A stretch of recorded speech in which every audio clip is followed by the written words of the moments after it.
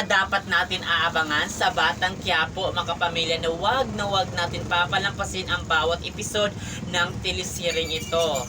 So kung malaman ni Tanggol na hindi pala niya ama itong si Rigor at ang ama niya ay si Ramon, ay dito na nga talaga masaktan at maintindihan ni Tanggol kaya pala ito ang trato sa kanya, kasi nga hindi siya tunay na anak ni Rigor. Kaya naman mga kapamilya, ito ba guys? Ito ba maging daan para talaga magbago ang pagtrato ni Tanggol dito kay Rigor? Kasi nga mula bata talaga hindi naramdaman ni Tanggol na mayroon siyang ama, kasi nga ito ang trato sa kay Rigor. Kung malaman talaga ni Tanggol ito na talagang hindi niya ama itong si Rigor, baka hindi siya magdalawang isip na papatayin itong si Rigor pag may ginawa itong si Rigor sa kanya na hindi maganda. Kaya aabangan natin ito mga kapamilya, kasi nga malapit na talaga malaman ang lahat tungkol sa pagkatao ni Tanggol maging sa tunay na ama ni Tanggol na si Ramon. Kaya aabangan natin, malapit na talaga magkukrus ang landas ni na Ramon at Tanggol para talaga malaman nila sa isa't isa nga sila talaga ay mag-ama. Kaya abangan natin ito mga kapamilya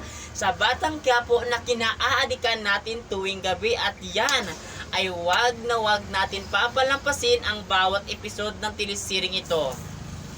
Sa pagkakataong ito, matagal na talaga nagtitimpi itong si Tanggol kung bakit mainit talaga ang dugo niya ni itong si Rigor. Kasi alam naman natin na kahit anong gawin ni Tanggol na mabuti, masama, wala talagang masama pa rin talaga ang paningin dito ni Rigor. Kasi nga mula bata pa ito si Tanggol, malaki na talaga ang sumpa para kay Rigor. Kasi nga ang ama ni Tanggol ay ito nga si Ramon, na malaki sindikato na siyang sumira sa buhay ni Marites. Kaya yun talaga ang nasa isip ng ni Rigor. Pero ngayon kung malaman ito ni Tanggol, ay baka dito na talaga niya lalabanan ang kanyang tinuturing na ama at talagang tutuldukan niya ang pagmamahal niya dito kay Rigor. Kasi nga sumusubra talagang kasamaan ni Rigor kay Tanggol. Kaya aabangan natin ito kapamilya, ang mas lalong gumaganda ng takbo ng telesering ito, at yan ay wag natin papalampasin dito. At yun lang, maraming salamat sa panonood mga kapamilya.